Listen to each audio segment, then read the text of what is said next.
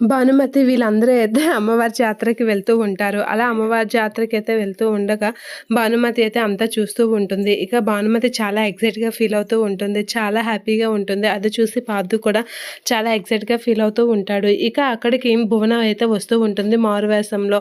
ఇక ఎవరికీ కనిపించకుండా భువన అయితే భానుమతిని చూస్తూ ఉంటుంది. ఇక భానునైతే అలా చూసేసరికి నీకు ఇదే ఆఖరి జాతర చేస్తాను అనైతే అనుకుంటూ ఉంటుంది. ఇక భానుమతి వాళ్ళ అమ్మ, నాన్న అందరూ అయితే అన్నీ కొనడానికి అన్నీ చూస్తూ ఉంటారు. ఇక భానుమతి అయితే అలా భువన అయితే అలా భానుమతిని ఫాలో అవుతూ ఉంటుంది. ఇక భానుమతి అయితే అమ్మవారి ఊరేగింపులో పాల్గొంటుంది. ఇక పార్థు అయితే ఆ భాను ఎక్కడికి వెళ్ళిందా అని అయితే వెతుకుతూ ఉంటాడు. అలా వెతుకుతూ భాను కోసమైతే తిరుగుతూ ఉంటాడు. ఇక భానుని చూసి భువన అయితే ఇలా అంటూ ఉంటుంది, మొక్కుకో అమ్మవారికి నువ్వే ఇదే ఇలా ఆఖరిసారికి మొక్కుకుంటావు అని చెప్పేసి అంటూ ఉంటాడు.